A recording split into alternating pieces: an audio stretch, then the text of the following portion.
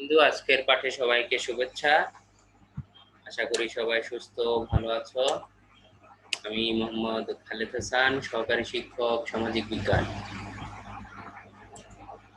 আজকের বিষয় ভূগোল ও পরিবেশ। এটা তোমাদের তৃতীয় ক্লাস। তোমরা নবম শ্রেণীর মানবিক শাখার শিক্ষার্থীরা উপস্থিত হয়েছে। আজকে ষষ্ঠ অধ্যায়ের দ্বিতীয় ক্লাস করব আমরা। ষষ্ঠ অধ্যায়ের প্রথম ক্লাসটা আমরা করেছিলাম গত সপ্তাহে। দেখি কারো মনে আছে কিনা ষষ্ঠ অধ্যায়ের প্রথম ক্লাসটা কোন টপিকস এর উপর ছিল? স্যার বায়ুমণ্ডল। বায়ুমণ্ডল, গুড। বায়ুমণ্ডল মানে পানি, হাইড্রোস্ফিয়ার। পানির যে অবস্থান পৃথিবীতে, পানির কোথায় কতটুকু পানি আছে, কি অবস্থায় আছে, সেইগুলো আমরা করেছি। আজকের পরের টপিকসটা আমরা দেখবো বায়ুমণ্ডলের। খুবই ইন্টারেস্টিং একটা টপিকস। তোমাদের অনেক অজানা বিষয় জানতে পারবে আজকে।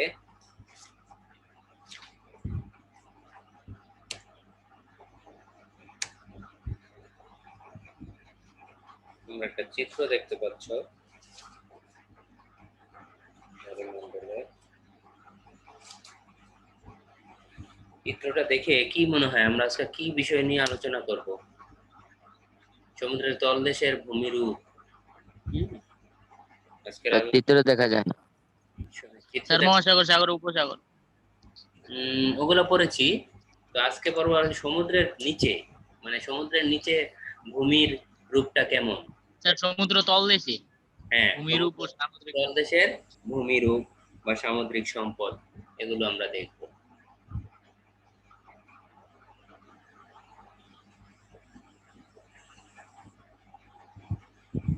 ঠিক আছে। এই ভূপৃষ্ঠের উপরের ভূমিরূপ যেমন উঁচু নিচু, আমরা দেখি না পাহাড়, আবার উঁচু ভূমি নিচু ভূমি, ঠিক সমুদ্রের নিচে এরকম পাহাড় আছে, গর্ত আছে, হ্যাঁ, উঁচু নিচু আছে, সমতল আছে। ঠিক তেমনি সেই বিষয়গুলো আমাদের কাছে অনেকের অজানা।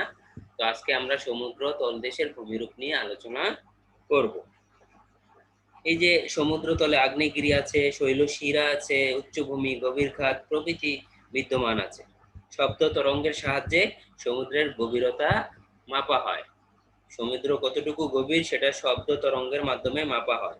এই শব্দ তরঙ্গ প্রতি সেকেন্ডে পানির মধ্য দিয়ে প্রায় 1475 মিটার নিচে যায় এবং আবার ফিরে আসে। এই যন্ত্রের নাম ফেদোমিটার, যেটা দিয়ে সমুদ্রের গভীরতা মাপা হয়।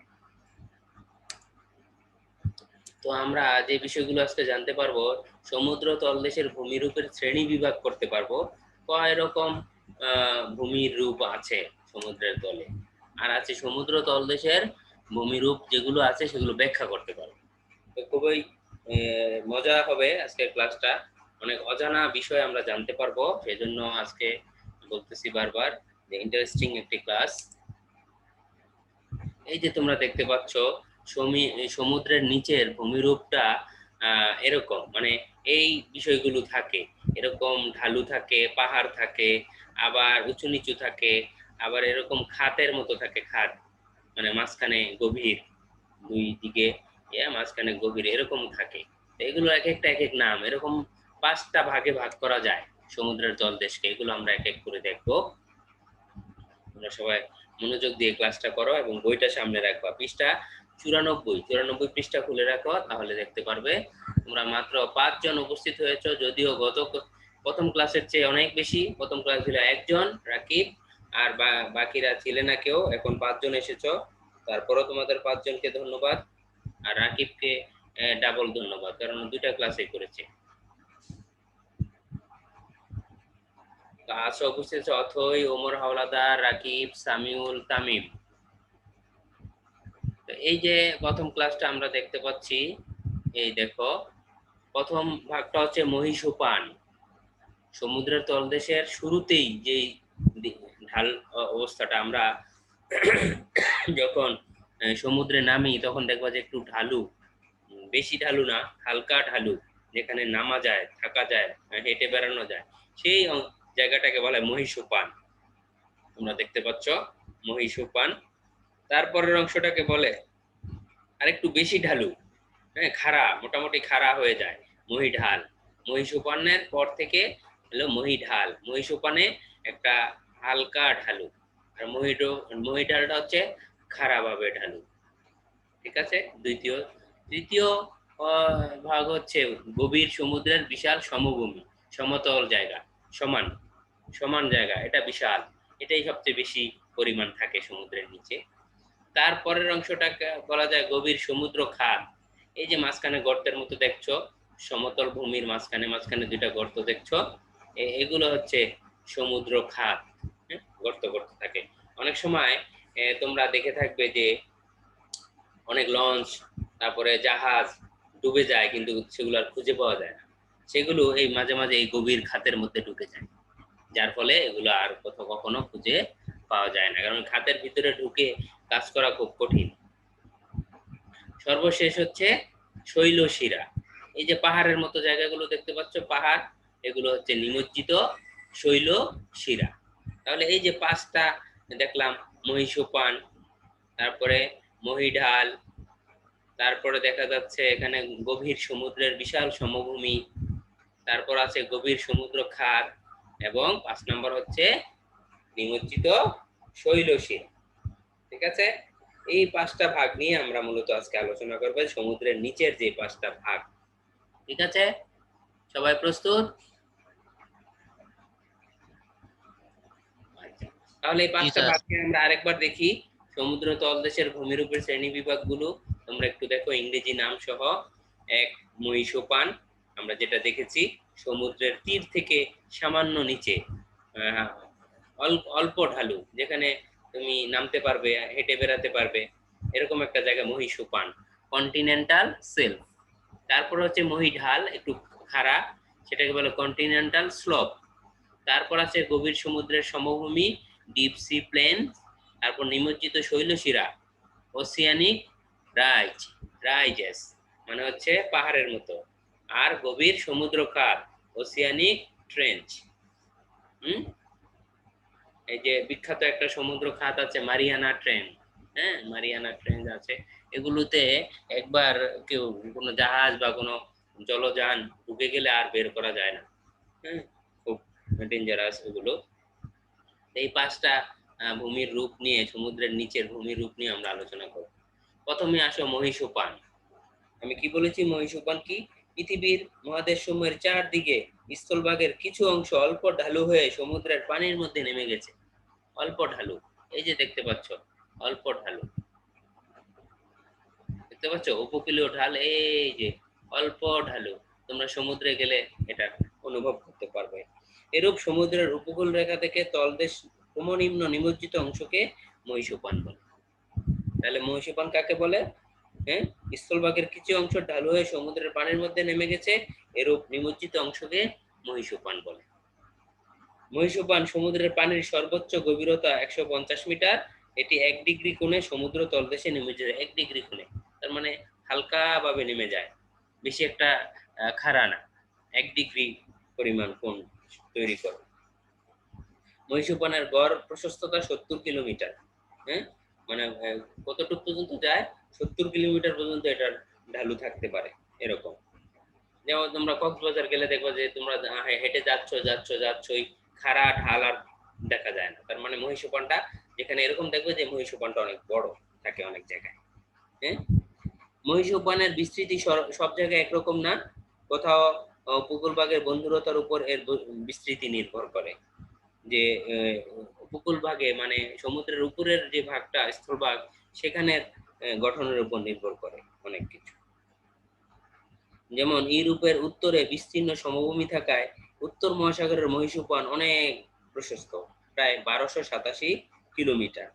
হ্যাঁ, তবে ইউরোপের উত্তর পশ্চিমে পৃথিবীর বৃহত্তম মহীসোপান অবস্থিত। মহীসোপানের দ্বিতীয় বৃহত্তম অংশ আছে আমেরিকার পূর্ব উপকূলে। আবার রকি পর্বতে দেখা যায় সংকীর্ণ মহীসোপান। আফ্রিকাতে দেখা যায় খুব সরু মহীসোপান, আফ্রিকা অঞ্চলে যেগুলো। তাহলে মহীসোপান সম্পর্কে আমরা দেখলাম, এই যে মহীসোপান পৃথিবীর মহাদেশ সমূহের চারদিকে স্থলভাগের কিছু অংশ ঢালু হয়ে সমুদ্রের পানির মধ্যে নেমে গেছে। এরূপ সমুদ্রের উপকূল রেখা থেকে তলদেশ ক্রমনিম্ন নিমজ্জিত অংশকে মহীসোপান বলে। ক্রমনিম্ন মানে আস্তে আস্তে নিচের দিকে ঢালু, সেটাকে বোঝাচ্ছে ক্রমনিম্ন। নিমজ্জিত মানে পানির নিচে চলে গিয়েছে, এই অংশকে মহীসোপান বলে। এর সর্বোচ্চ গভীরতা 150 মিটার হতে পারে গভীর। এটি 1 ডিগ্রি কোণে তলদেশে নেমে থাকে। এর গড় প্রশস্ততা মানে কতটুকু পর্যন্ত যায়, 70 কিলোমিটার গড়।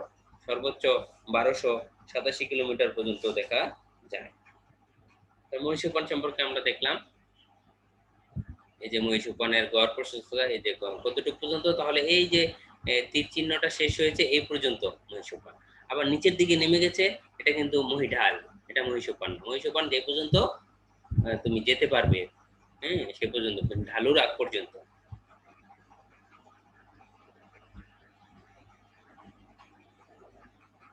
তাহলে পানির গভীরতা সর্বোচ্চ কত, 150 মিটার। আশা করি মহীসোপান সম্পর্কে সবাই বুঝতে পেরেছো। তারপর আমরা দেখবো মহীঢাল। মহীসোপানের পরের অংশই বলে মহীঢাল। এই যে এই পর্যন্ত যদি মহীসোপান হয়, তার পরের অংশ একবারে সমভূমির পর্যন্ত হচ্ছে মহীঢাল, যেটা খাড়া হয়ে নেমে গেছে। এই যে দেখতে পাচ্ছ মহীঢালের অংশটা এইভাবে এখান থেকে শুরু করে এই পর্যন্ত মহীঢাল। এই মহীঢালের গড় প্রশস্ততা কত, 16 থেকে 32 কিলোমিটার। প্রশস্ত হয় খুব কম, এটা নিচের দিকে বেশি নেমে যায়।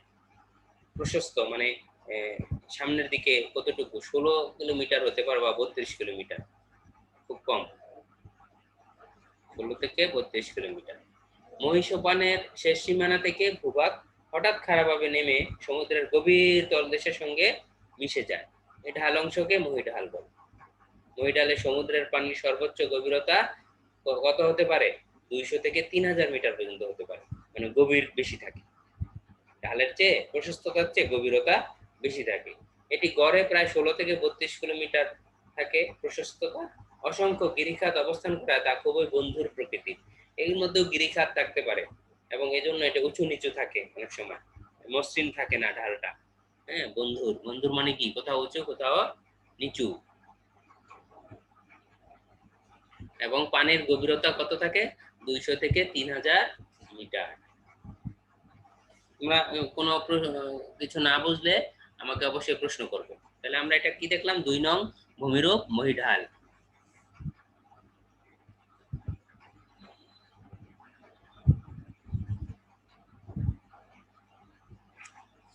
তারপর আমরা কি দেখব, গভীর সমুদ্রের সমভূমি, মানে এরপর যে সমতল ভূমি, সমুদ্রের নিচে যে সমতল ভূমিটা, সেটা দেখবো আমরা। সমতল ভূমিটা তোমরা দেখতে পাচ্ছ, এই যে গভীর সমুদ্রের বিশাল সমভূমি, এই অংশটাই সবচেয়ে বেশি সমুদ্রের নিচে সমতল এলাকা। হালকা উঁচু নিচু থাকতে পারে, কিন্তু মোটামুটি সমতল বলা যায়। গভীর সমুদ্রের সমভূমি মহীঢাল শেষ হওয়ার পর থেকে সমুদ্র তলদেশে যে বিস্তৃত সমভূমি দেখা যায়, তাকে সমুদ্রের সমভূমি বলে। এর গড় গভীরতা 5000 মিটার, মানে সমুদ্রের উপর থেকে নিচ পর্যন্ত 5000 মিটার পর্যন্ত এর গড়, এভারেজ। এর বেশিও আছে কমও আছে কোথাও। সমভূমি হলেও বন্ধুর হয়, একবারে সমতল না, একবারে সমান না, এখানে উঁচু নিচু আছে। তোমরা যে দেখতে পাচ্ছ না, একটু উঁচু নিচু, এরকম এরকম এরকম থাকে। কোথাও একটু উঁচু, কোথাও একটু ছোটখাটো গর্ত থাকতে পারে। হ্যাঁ, জলমগ্ন বহু শৈলশিরা উচ্চভূমি রয়েছে।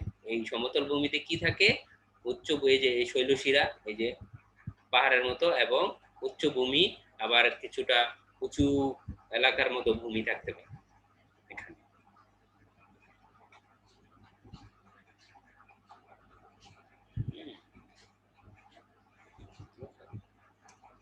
তাহলে এই যে মহীসোপান, হ্যাঁ, তারপর মহীঢাল, হ্যাঁ, গভীর সমুদ্রের সমভূমি, এবার যদি আমরা ইয়ে করি, শৈলশিরা উপরের দিকে যেগুলো উঠে গেছে,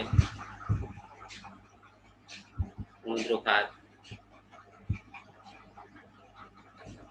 বুঝেছ, এভাবে আমরা এটাকে বোঝার চেষ্টা করব। তারপর 4 নম্বর হচ্ছে নিমজ্জিত শৈলশিরা। গভীর সমুদ্রের সমভূমি সম্পর্কে আমরা একটু দেখি, যে এটার নাম সমভূমি হলো কি, এটা আসলে প্রকৃতপক্ষে বন্ধুর না, ঠিক আছে। এর কোথাও আবার আগ্নেয়গিরিও থাকে সমভূমির মধ্যে। এই সমস্ত উচ্চভূমির কোনোটি আবার জলরাশির উপর দ্বীপ রূপে অবস্থান করে। হ্যাঁ, আবার কোথাও দ্বীপ যেগুলো আছে সেগুলো কিন্তু সমুদ্রের সমতল ভূমি। সমুদ্রের গভীর অংশে পলিমাটি, সিন্ধুমল, আগ্নেয়গিরি থেকে উত্থিত লাভা ও সূক্ষ্ম ভস্ম প্রভৃতি সঞ্চিত হয়। এই সমতল ভূমিতে এগুলো সঞ্চিত, এই সকল সঞ্চিত পদার্থ স্তরে স্তরে জমে হয়ে পাললিক শিলার সৃষ্টি করে। ঠিক আছে, কিভাবে কত বৈচিত্র্যময় ভূমির গঠন, বিভিন্ন কিছু জমা হয়ে সেগুলো আবার স্তরে স্তরে পাললিক শিলার সৃষ্টি করে। তারপর আমরা দেখব কোনটা, নিমজ্জিত শৈলশিরা। শৈলশিরা কোনগুলো, এই যে পাহাড়ের মতো দেখতে পাচ্ছ তোমরা উঁচু উঁচু, এগুলো হচ্ছে নিমজ্জিত শৈলশিরা। এটাও একটা ভূমির রূপ সমুদ্রের নিচে, এই যে তোমরা দেখতে পাচ্ছ এটুকু। সমুদ্রের অভ্যন্তরে অনেকগুলো আগ্নেয়গিরি অবস্থান করছে। হ্যাঁ, অনেক আগ্নেয়গিরি থাকে সমুদ্রের নিচে। আগ্নেয়গিরি সম্পর্কে তো আমরা পড়েছি। আগ্নেয়গিরি ভিতরে অনেক পদার্থ থাকে, গলিত পদার্থ, সেগুলো অনেক সময় উত্থিত হয় বিভিন্ন কারণে। এবং দ্বীপ থাকে সমুদ্রের অভ্যন্তরে, নিচেও দ্বীপ আছে সমুদ্রের নিচে। এসব আগ্নেয়গিরি থেকে লাভা বেরিয়ে এসে সমুদ্র গর্ভে সঞ্চিত হয়ে শৈলশিরার ন্যায় ভূমিরূপ গঠন করে। এগুলোই নিমজ্জিত শৈলশিরা বলে। আটলান্টিক শৈলশিরা এর মধ্যে উল্লেখযোগ্য। তার মানে এই শৈলশিরাগুলো কিভাবে সৃষ্টি হয়, যে ওই যে আগ্নেয়গিরি থেকে যে লাভাগুলো বের হয় সেগুলো জমতে জমতে জমতে জমতে এক সময় একটা পাহাড়ের মতো সৃষ্টি হয়, সেটা ছোট বড় হতে পারে। সেগুলো সঞ্চিত হয়ে শৈলশিরার ন্যায় ভূমিরূপ গঠন করে। এগুলোকে বলে নিমজ্জিত শৈলশিরা। আটলান্টিক শৈলশিরা এরকম একটি নিমজ্জিত শৈলশিরা।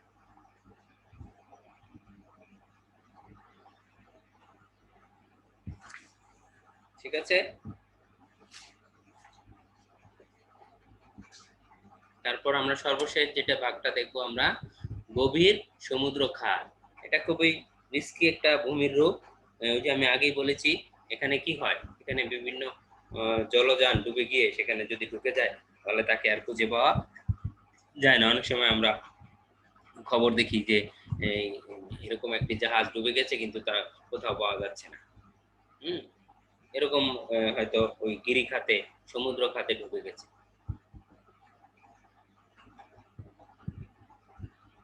এই যে খাতগুলো তোমরা দেখতে পাচ্ছ, এই যে একটা, এই যে একটা, হ্যাঁ, তার মানে কি মাঝখানে একটা ভাঙার মতো নিচের দিকে গর্ত। হ্যাঁ, এরকম ভূমির রূপকে বলে সমুদ্র খাত। সমুদ্রের নিচে যে খাড়া গর্তের মতো, এগুলো বলে সমুদ্র, গভীর সমুদ্র খাত। এটি সমুদ্রের গভীরে থাকে, একবারে নিচে।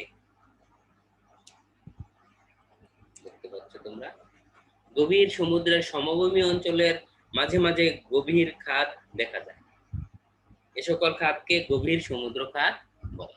পাশাপাশি অবস্থিত মহাদেশীয় সামুদ্রিক প্লেট সংঘর্ষের ফলে সমুদ্রপাত প্লেট সীমানায় অবস্থান করে। এই প্লেট সীমানায় ভূমিকম্প, আগ্নেয়গিরি অধিক হয় বলে এ সকল খাত সৃষ্টি হয়। তোমরা তো ভূমিকম্পের চ্যাপ্টারে পড়তে গিয়ে আমি বলেছিলাম যে পৃথিবী কয়েকটা প্লেটে বিভক্ত। হ্যাঁ, এক একটা ভাগে। এই প্লেটগুলো যখন একটা একটার সাথে সংঘর্ষ হয় তখন ভূমিকম্প হয়। সেই প্লেট সীমানায় এই খাতগুলো থাকতে পারে, শেষ সীমানায় এরকম থাকে। দুইটা প্লেটের মাঝামাঝি, দুইটা প্লেট যখন একত্রে মিশে থাকে মাঝখানে একটা খাতের মতো থাকতে পারে। তো এই যে এই প্লেট সীমানায় ভূমিকম্প, আগ্নেয়গিরি বেশি হয় বলে এই সকল খাত সৃষ্টি হয়। অধিক প্রশস্ত নয় এগুলো, তবে খাড়া ঢাল বিশিষ্ট, অনেক খাড়া থাকে। প্রায় ৫,৪০০ মিটার গভীর, অনেক গভীর, প্রায় ৫,৪০০ মিটার গভীর। এই গভীরে যদি কোনো জলযান ঢুকে যায় তাহলে তাকে পাওয়া খুবই কষ্টকর হয়ে যায়। এই হচ্ছে আমাদের ৫টি ভাগ: মহীসোপান, মহীঢাল, গভীর সমুদ্রের সমভূমি, নিমজ্জিত শৈলশিরা আর গভীর সমুদ্র খাত। এগুলো আলাদা আলাদা ভাবে প্রশ্ন আসতে পারে যে মহীঢাল কাকে বলে, এর গড় প্রশস্ততা গভীরতা কত, অথবা মহীসোপান কাকে বলে, প্রথম সমুদ্র তলদেশের প্রথম রূপ কোনটি, মহীসোপান, তারপর মহীঢাল, তারপরে হলো ভূমির রূপ সমতল, সমতল ভূমি, তারপর তোমরা শৈলশিরা, নিমজ্জিত শৈলশিরা গুলো, তারপর হলো সমুদ্র খাত।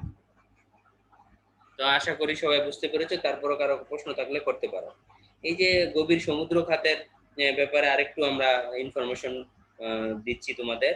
প্রশান্ত মহাসাগরে এর সবচেয়ে বেশি এই সমুদ্রখাত দেখা যায়। প্রশান্ত মহাসাগর সবচেয়ে বড় মহাসাগর। এর অধিকাংশ পশ্চিম প্রান্তে অবস্থিত। এই সকল গভীর সমুদ্র খাতের মধ্যে গুয়াম দ্বীপের ৩২২ কিলোমিটার দক্ষিণ পশ্চিমে অবস্থিত মেরিয়ানা খাত সর্বাপেক্ষা গভীর। ওই যে আমি বলেছি মেরিয়ানা ট্রেঞ্চ, মেরিয়ানা একটা বিখ্যাত খাত, এটা সবচেয়ে গভীর। এটা প্রশান্ত মহাসাগরে অবস্থিত, প্রশান্ত মহাসাগরের পশ্চিম প্রান্তে। এর গভীরতা প্রায় ১০,৮৭০ মিটার। ১০,৮৭০ মিটার। তাহলে এই যে ৫,৪০০ মিটার গভীর, এটা হচ্ছে গড় গভীরতা। এর বেশি আছে, কমও আছে। এবং এটাই পৃথিবীর গভীরতম খাত। নাম কি এটার? মেরিয়ানা খাত। এটা কোন মহাসাগরে অবস্থিত বলতো রাকিব? স্যার প্রশান্ত মহাসাগরে। প্রশান্ত মহাসাগরে। এখন মাত্র 4 জন আছো, আরো তো বেশি ছিলা।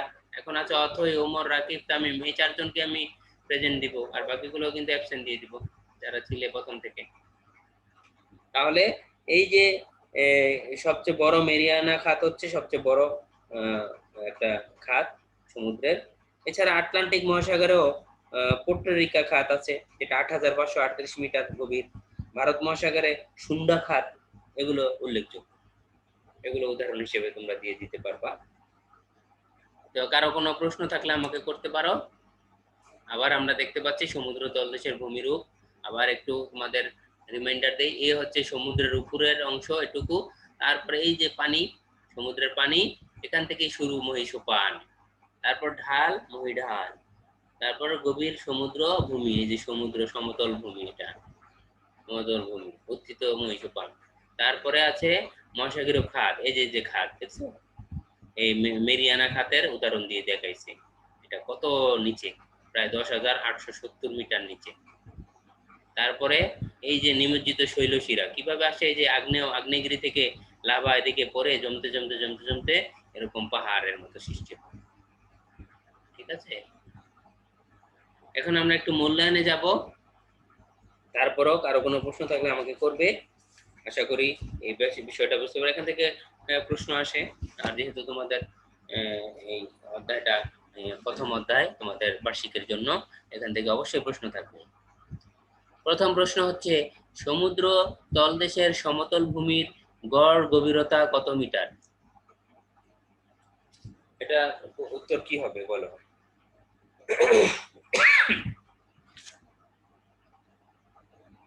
গড় গভীরতা কত? স্যার ৫,০০০ মিটার। ৫,০০০ মিটার। ৫,০০০ মিটার। সমতল ভূমির গড় গভীরতা হচ্ছে ৫,০০০ মিটার।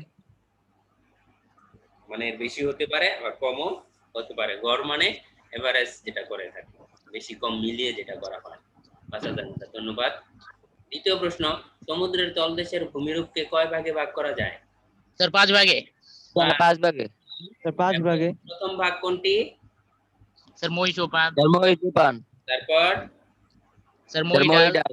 মহীঢাল। তারপর স্যার গভীর সমুদ্রের সমভূমি। গভীর সমুদ্রের সমভূমি।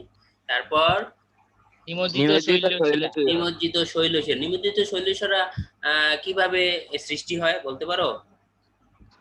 কিসের মাধ্যমে? এর আগের স্লাইডে কিন্তু দেখাইলাম কিভাবে এটা সৃষ্টি হয় কিভাবে। সমুদ্রের অভ্যন্তরে আগ্নেয়গিরি অবস্থান করছে, ওইসব আগ্নেয়গিরি থেকে লাভা বেরিয়ে। সমুদ্রের নিচে যে আগ্নেয়গিরি গুলো থাকে, সেই আগ্নেয়গিরি থেকে যখন লাভা বের হয়, সেই লাভা গুলো পরে জমতে জমতে জমতে জমতে এক সময় এরকম সৃষ্টি হয়। গুড। তার সর্বশেষ ভাগ হচ্ছে গভীর সমুদ্র খাত। একটা বিখ্যাত সমুদ্র খাতের নাম বলো তো? স্যার প্রশান্ত মহাসাগর। না, স্যার মেরিয়ানা খাত। ওই খাতরা আছে, মেরিয়ানা খাত স্যার। মেরিয়ানা খাত। এটার গড় গভীরতা কত? ১০,৮৭০ মিটার। ১০,৮৭০ মিটার সবচেয়ে বড়। আবার আটলান্টিক মহাসাগরে একটা আছে পোর্টো রিকো খাত, আর ভারত মহাসাগরে একটা আছে সুন্দা খাত। এগুলো উল্লেখযোগ্য, আরো আছে ছোট বড়। সর্বশেষ প্রশ্ন, ভূমিকম্প আগ্নেয়গিরির ফলে কিসের সৃষ্টি হয়? শৈলশিরা। শৈলশিরা। গুড। এটা ভূমিকম্পের কারণে সৃষ্টি হতে পারে, আবার আগ্নেয়গিরির ফলেও সৃষ্টি হতে পারে।